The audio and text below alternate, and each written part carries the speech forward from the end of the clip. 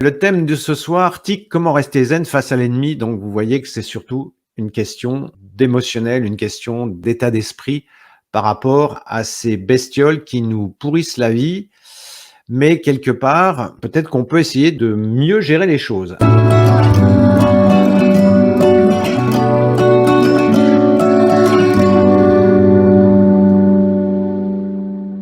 Alors, le commentaire qui m'a interpellé, je vais vous le lire pour ceux qui c'est un petit peu trop petit. Bonjour, j'ai commandé le 6 février le produit Canita au KO, ticket puce. Je donne tous les jours une cuillère mesure et demie par jour pour mon chien, machin, machin. Je l'emmène beaucoup se promener bois et prairies. En rentrant, j'enlève le plus possible de tiques. Ok, c'est ce que je conseillais dans ma vidéo.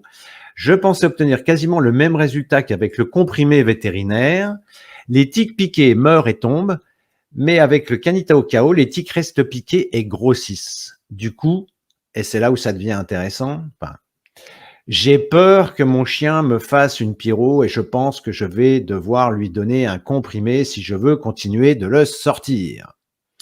Donc, vous voyez le lien avec mon titre, comment rester zen face à l'ennemi, c'est-à-dire que là, eh bien, cette personne est prête à la limite à ne plus sortir son chien parce que elle est en situation de panique par rapport aux tiques.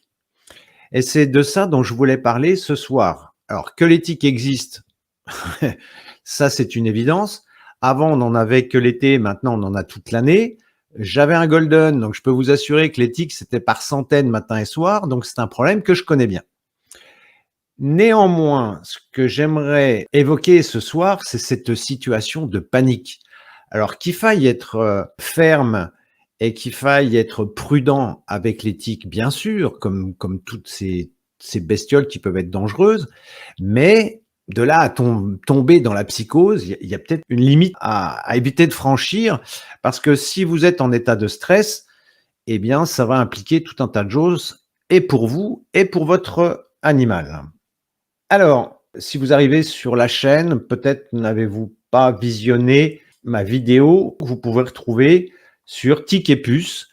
Et là, je parle vraiment de l'aspect technique, c'est-à-dire qu'est-ce qu'il faut faire, pas faire, quel est le produit à utiliser, comment, etc., etc. Alors, vous voyez que ces horribles bestioles sont vraiment ragoûtantes.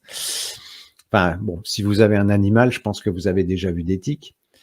Et ce que je propose, c'est de trouver le bon compromis entre la fermeté, c'est pas de concession envers ces horribles bestioles, mais rester zen, c'est pas parce qu'il y a un danger qu'il faut paniquer. Il faut en tenir compte, mais ne pas paniquer. Et donc, la coche qui est barrée en rouge, c'est ne pas se laisser envahir par sa peur.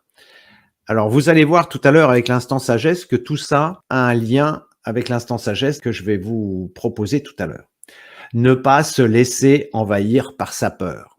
Ça, c'est vraiment le truc le plus toxique et pour vous et pour votre chien.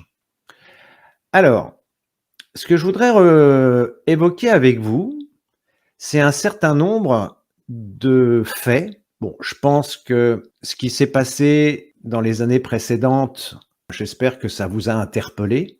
Pourquoi? La question, c'est pourquoi cette personne qui nous a mis un commentaire est envahie par la peur comme ça? Alors, j'ai essayé de réfléchir un petit peu en préparant ce live et je me suis dit, voilà, il y a des croyances. Il y a des croyances. Alors, la première croyance, c'est la science fait mieux que la nature. Et ça, c'est ce qu'on a essayé de vous expliquer ces dernières années où, ouais, d'accord, vous avez un système immunitaire, mais bon, non, mais non. Nous, on a la solution et la science fait mieux que la nature. C'est beaucoup plus performant que votre système immunitaire. Vous avez vu le résultat. Bref. Alors, la deuxième croyance, c'est que l'ennemi est plus fort que le système de défense de votre animal. On l'a vu et on le voit tout le temps par rapport aux bactéries, par rapport aux virus, par rapport aux bestioles diverses et variées. Là, il y a le moustique tigre qui arrive. Il y avait je sais plus quoi, la grippe de la banane, la bactérie de la courgette, machin. Enfin, il y en a toujours. Et puis, je sais plus, là, qu'est-ce qu'ils nous ont inventé? Le H5N1 ou quelque chose comme ça. Enfin, voilà. Bon. Alors là, on peut se poser aussi la question Et puis la troisième croyance, si je n'ai pas recours à la chimie, mon animal va mourir. C'est-à-dire que on a été tellement bien conditionné, que ça soit par la publicité. Vendredi, j'ai visionné une vidéo. Je vous ai pas mis le lien parce qu'elle est affligeante, mais je pourrais. Payer par nos impôts en plus, une vidéo de propagande en défaveur de l'acupuncture, en l'occurrence. Alors que l'acupuncture est reconnue par l'OMS. Bon, après l'OMS maintenant, bon, c'est plus vraiment une référence. Mais enfin, disons à l'époque où l'OMS était un petit peu moins corrompu que maintenant, l'OMS reconnaît les ethnomédecines, reconnaît l'acupuncture, et là, vous avez une vidéo payée par nos impôts pour vous dire que l'acupuncture, ça ne sert à rien et ce n'est que placebo. J'ai envie de lui mettre un commentaire.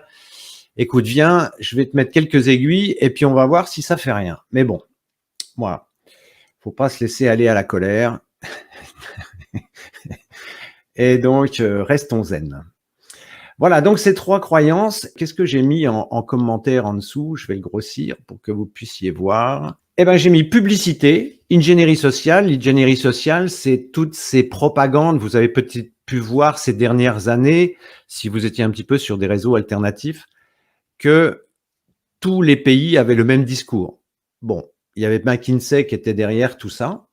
Donc, vous savez qu'il y a un adage qui dit qu'un mensonge répété 1000 fois devient une vérité. Bon, bah ça, c'est pas compliqué.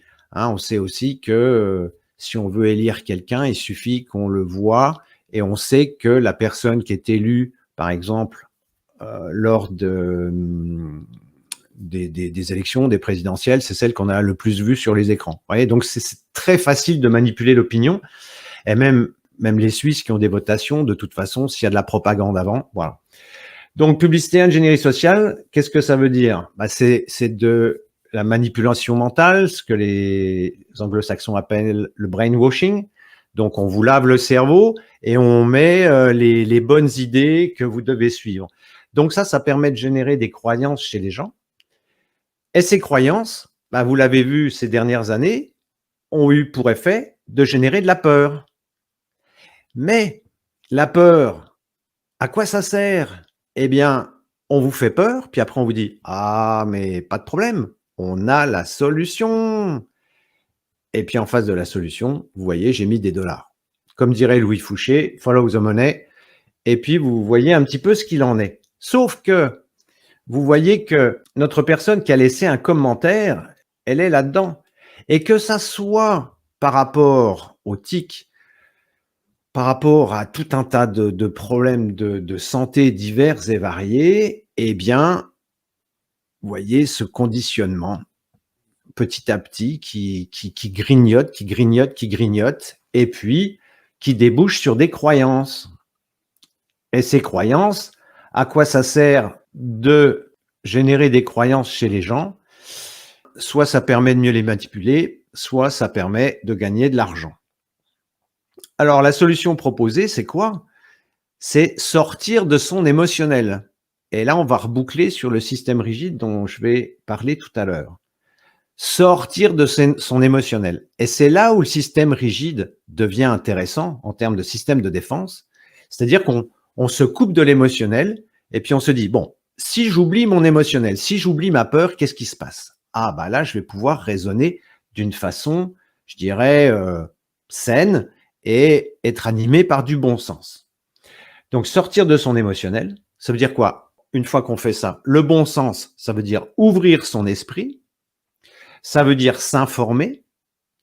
Une fois qu'on s'est informé sur différents médias, hein, il faut pas, si vous vous informez sur BFM, c'est sûr que le truc, il est cuit, quoi. Et ensuite, vous allez faire un choix en conscience, et ce choix en conscience, logiquement, il est guidé par le bon sens et pas par l'argent.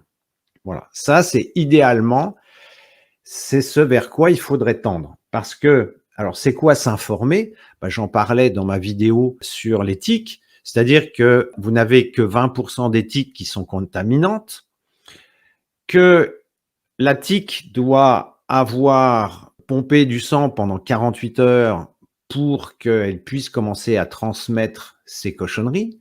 Donc, vous voyez que il y a quand même des conditions. Et en dernier rempart, vous avez le système immunitaire, donc ça fait quand même un certain nombre de conditions. Et puis en dernier rempart, bah, vous avez votre vétérinaire avec un petit coup de Carbésia. Et puis voilà, si vous êtes à l'écoute, bon, je dis pas qu'il faut aller jusque-là, mais je dirais que si on est relativement à l'écoute de son chien ou de son animal, je veux dire, voilà, ça se gère relativement facilement. Pas la peine de paniquer, quoi. Pas la peine de paniquer. Voilà. Alors, ce qu'il y a de bien quand je prépare mes lives, c'est que je découvre toujours des trucs. Et là, je vais vous en faire part parce que j'ai trouvé ça excellent. Alors, moi, je vais vous parler du système de défense, puisque vous savez que avec les plantes, on a vraiment une possibilité d'intervenir sur cet aspect-là. Et ce système de défense, il est corrélé à la vitalité. La vitalité en chinois, c'est ce qu'on appelle Chengqi. Donc, à certains moments, je donne des mots un petit peu plus techniques. Vous n'êtes pas obligé de les mémoriser. C'est juste pour que les plus avancés puissent améliorer leurs connaissances. Je me suis posé la question, qu'est-ce qui nuit à Chengqi? Qu'est-ce qui nuit à la vitalité? Exprimé autrement, quel impact ont les antiparasitaires chimiques sur Chengqi? Parce que nous, ce qu'on constate, c'est vraiment la toxicité de ces produits. J'ai dessiné plus bas, j'ai mis un arbre avec du gui. Et en fait, ce que propose la science moderne, bah, il y a le gui qui nous ennuie. D'accord, on va éradiquer le gui. Comment est-ce qu'on fait? On coupe l'arbre. En substance, c'est à peu près ça, quoi. C'est-à-dire que vous n'avez plus de gui, mais vous n'avez plus d'arbre. Bon, vous voyez un petit peu la problématique. Alors, si j'en reviens à mes moutons, quand je cherchais des vidéos pour illustrer ce live, et puis j'ai tapé poison. C'est rigolo, poison. Et en fait, vous voyez que essentiellement dans poison, vous avez des serpents, des araignées, des champignons. Ce qui veut dire que quand on pense poison sur un site où on cherche des images, eh bien, on associe poison culturellement ou socialement, on associe poison à la nature. J'ai trouvé que c'était intéressant. Alors, j'ai poussé le bouchon un petit peu plus loin. Parce que tout ça, si vous voulez, je vous parle de tout ça, c'est pour que vous puissiez comprendre vos représentations mentales et qu'est-ce qui vous anime. Alors, j'ai cherché la définition de poison. Et la définition de poison, substance capable d'incommoder fortement ou de tuer. Mais il n'a jamais été dit qu'un poison, ce n'était que naturel. Pourquoi quand je tape poison sur Pixabay, j'ai quasiment que des substances naturelles définies comme poison? Bon, alors je continue mes petites recherches. Je cherche la définition de poison. Les poisons sont en biologie des substances qui provoquent des blessures, des maladies ou la mort d'organismes par une réaction chimique à l'échelle moléculaire. Moi, je pense qu'à certains moments, vu les effets indésirables de certaines molécules chimiques qu'on administre à nos animaux, bah, je pense qu'on est tout à fait dans cette définition. Bon, alors j'ai encore poussé le bouchon un petit peu plus loin, et puis j'ai tapé dans Pixabay pour chercher une image. J'ai tapé, vous voyez, poison chimique. Et là, bah, excusez-nous, on n'a rien trouvé. Ça veut dire que culturellement, quand vous cherchez un poison chimique, vous ne trouvez rien. J'ai trouvé ça excellent. Enfin, je sais pas, moi, je vous le dis comme je l'ai vécu, mais en substance, ça veut dire qu'un poison chimique, ça n'existe pas. Intéressant. Alors, une fois qu'on a compris ça sur les poisons, il y a une autre entrée que je souhaitais prendre. Et ici, vous avez les jardiniers de la terre, hein, les agriculteurs. Il y en a des bio, mais pas tous. Et vous en voyez un ici qui est en train de pulvériser son champ. Et puis comme un tracteur, ça va pas assez vite, eh bien, on balance les produits avec des avions. Donc effectivement, sur les gros bidons qui servent à remplir les réservoirs de ces pulvérisateurs, vous avez danger, matières toxiques, etc. Vous avez vu les agriculteurs qui sont en tenue de cosmonaute, c'est peut-être pas pour rien. Donc si ça, c'est pas un poison, faudra qu'on m'explique. Et donc, le raisonnement, c'est si vous avez le choix entre un légume qui a poussé dans un champ comme ça, pulvérisé par nos amis de la chimie, et puis un produit bio, qu'est-ce que vous choisissez? Je pense qu'il y aura pas grand monde ce soir qui me dira: «Non mais moi je préfère le truc qui est pulvérisé là, c'est quand même, avec un petit peu de chimie, on a quand même un truc en plus». Si on a un petit peu de bon sens, on se dira: «On préfère quand même le produit bio». Alors expliquez-moi pourquoi on a vraiment beaucoup de clients qui font attention à l'alimentation de leur animal, qui, vont aller vers du barf, de la nourriture ménagère, qui se cassent la tête pour trouver le meilleur et puis à un moment donné, eh bien, la psychose s'empare de leur esprit et là, on va donner un produit pour l'éthique et là, la psychose arrive et là, si vous voulez, le truc, bah, il y a cette psychose par rapport à notre vilaine bestiole et là, on se pose plus la question de savoir si, le légume, il est bio, si le produit non, c'est on va vers de la chimie. Pourquoi? Parce que comme cette dame, on veut être sûr d'éradiquer toutes les bestioles. Vous voyez? Ce qui veut dire qu'il arrive un moment où en termes de cohérence, la panique fait que, bah, tous les efforts fournis à travers une bonne alimentation, à travers un bon mode de vie, à travers tout ce qu'on peut faire pour son animal, eh bien, c'est ruiné par, j'allais ne pas être poli, une cochonnerie de molécules chimiques. Il y en a une, hein, qui finit en haut. Alors maintenant, ça commence à se savoir puisqu'il y a même eu un procès, je sais plus dans quel pays c'était, je sais pas si c'est pas en Suisse ou en Belgique, je sais plus. Et donc, comme maintenant ça commence à se savoir, ils ont changé le nom. Mais bon, la molécule reste la même. Et ce qu'il faut savoir, quand même, c'est que si vous n'aimez pas qu'on pulvérise dans un champ, eh bien, ce sont les mêmes molécules qu'on utilise. Vous voyez? C'est-à-dire que ce qu'on pulvérise dans les champs, les molécules qu'on pulvérise dans les champs et les molécules que vous donnez à ingérer à votre animal, ce sont les mêmes ou en fait de la même famille. Donc attention, psychose. Cette psychose, elle nous amène à perdre le bon sens, à dire de toute façon, il faut que j'éradique absolument les bestioles. Et puis nous, bah, qu'est-ce qu'on constate? Bah là, j'espère que vous avez vu que le chien, il est pas très en forme, quoi. Bah oui.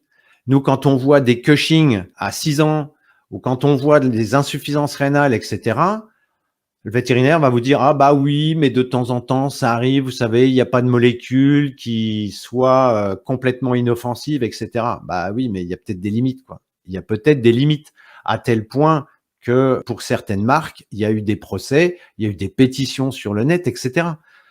Donc bon, vous savez, c'est toujours cette histoire de risque-bénéfice. Il y a quand même des limites. Donc pour moi, si vous voulez, c'est pour ça que je vous ai mis cet arbre avec le gui. Heu Bah, OK, vous n'avez plus de tiques, mais si l'effet, au bout du compte, c'est, de léser les reins, le foie et autres de votre animal, où est le bénéfice, quoi? Où est le bénéfice? Donc effectivement, votre animal n'aura pas de pyro, OK, peut-être, mais il aura autre chose. Et là, j'ai failli vous la suggérer, ça me fait penser à une vidéo, je sais pas s'il y a des jeunes ou des anciens. La vidéo des Guignols avec le Big Pharma, non, c'est comment il s'appelle? Non, c'est pas le commandant Sylvestre. Vous savez, il y a le gars de l'industrie pharmaceutique et puis qui dit: «Ah mais ouais, OK, mais le chien il est malade, mais c'est pas grave. On a un autre médicament. Comme ça, on va soigner le chien avec un médicament puisque le premier médicament l'a rendu malade, et cetera, et cetera. Enfin, c'est assez bien fait. Je vous invite à chercher ça sur YouTube. C'est disponible. Donc, l'idée, c'est quoi? Ben, vous donnez de la chimie. Votre chien, il est affaibli. Donc, ici, puisqu'on en revient à Cheng Chi, la vitalité lésée. Donc, si la vitalité est amoindrie, qu'est-ce que ça va faire? Ça va faire que, ici, la tique qui va générer ce qu'on appelle en médecine chinoise des poisons dans le sang. Hein, c'est ce qu'on appelle des DOU. Ça, ce sont des poisons dans le sang. Eh bien, si la vitalité s'amenuise, forcément, la tique va pouvoir se lâcher d'autant plus et votre chien va être, ou votre chat va être d'autant plus sensible aux poisons, il va moins bien les gérer. Et donc, il faudra redonner plus de chimie, etc. Et c'est un cercle vicieux. Bon, bien, on est d'accord qu'au bout du compte, on connaît la réponse. Donc, l'idée, effectivement, avec ici, le Tao Cao dont parlait cette personne, oui, on a des plantes. Alors, ce qu'il faut savoir, c'est que ça soit les molécules chimiques ou que ça soit le Cao, c'est ce qu'on appelle un antiparasitaire systémique. C'est-à-dire qu'il faut que la molécule passe dans le sang et c'est quand la tique vient pomper le sang, en même temps, elle pompe soit la chimie, soit les principes actifs des plantes, et là, la tique meurt. Mais bien entendu, si vous voulez, on a une efficacité au niveau du Cao, bien sûr, mais on n'a pas la puissance de feu de la chimie. C'est un peu comme quand vous prenez des produits pour dormir, vous prenez de la chimie, je veux dire, vous finissez tôt ou tard par dormir. Ben, vous pourrez prendre toutes les plantes que vous voulez, vous n'arriverez jamais à la puissance de feu de la chimie. Sauf que, quel est le prix à payer? Ben, le prix à payer, on le voit sur cette photo, quoi. Donc, vous voyez qu'il y a peut-être aussi un compromis à envisager, sachant qu'on a plutôt des bons retours sur le Cao, mais on n'aura jamais la puissance de feu de la chimie. Et ça, quelque part, il faut l'accepter. C'est une protection, mais qui n'est pas absolue, mais qui reste beaucoup plus écologique que qu'on peut avoir avec la chimie. Et donc, bah, le résultat, on le voit. Alors, si vous voulez, quand j'explique ça à des clients, des fois, ah ouais, les produits, ouais, c'est toxique, ah ouais, c'est pas bien, ah bah ouais, ah ouais, donc il existe des solutions naturelles, etc. Ouais. Ah ouais, ça doit être bien. Ah oui, mais c'est dangereux, hein. Et hop, là vous pensiez que la personne avait compris et qu'elle allait switcher. Ah oui, mais non, et c'est la psychose qui reprend le dessus. Voilà, c'est de ça dont j'avais envie de vous parler ce soir. Cette attitude mentale par rapport à une problématique, et si on la vit dans l'émotionnel, bah, ça peut pas le faire, quoi. À un moment donné, un petit peu de bon sens ne nuit pas. Je ne dis pas qu'il faut pas utiliser la chimie, mais avec modération. Et puis dans ce registre-là, il y a quand même beaucoup d'inconvénients par rapport à l'animal. Alors j'ai vu des commentaires passer. Sylvie nous dit beaucoup de chiens sont morts suite à ces cachets. Ben ouais. Alors il y a ceux qui le savent pas. Et puis il y a ceux qui le savent. Ah ouais, je donne des trucs, hein, c'est pas bon. Hein. Bah oui, mais sinon mon chien va mourir. Vous voyez, c'est ce mécanisme-là que j'aimerais déplomber quelque part, ou au moins que la personne se pose des questions, que c'est elle qui est dans la psychose, et que parce qu'elle est dans la psychose, en fait, elle va utiliser des solutions qui sont particulièrement toxiques. À certains moments, je veux dire, il faut utiliser quand on est dans l'urgence, quand le pronostic vital est engagé, bien sûr. Mais là, pour moi, c'est écraser des mouches avec des gants de boxe, quoi. Enfin, c'est. Alors, que nous dit Christiane? Absolument. Le remède n'est-il pas plus dangereux que le mal pour ce qui concerne l'administration d'insecticides à nos animaux? Ben, je pense avoir répondu à la question. Je pense qu'on est à peu près tous d'accord. Mais on est d'accord. Et si vous êtes là, c'est parce que vous avez cette sensibilité. Ce qui me semblait intéressant ce soir, c'est de vous montrer les mécanismes mentaux qui, à certains moments, si c'est la peur qui prédomine, de toute façon, vous avez beau être bio, écolo, machin, eh bien, vous allez vous tourner vers la solution qui va permettre de prendre en charge votre psychose. C'est ça le truc. Voilà, je ne sais pas si on a fait le tour. C'était ma petite soirée philosophique sur la peur et comment gérer ses peurs. Et pour finir, merci de mettre un pouce en l'air et de vous abonner, c'est ce qui nous aide le plus à promouvoir la chaîne. Merci et à très bientôt pour une nouvelle vidéo.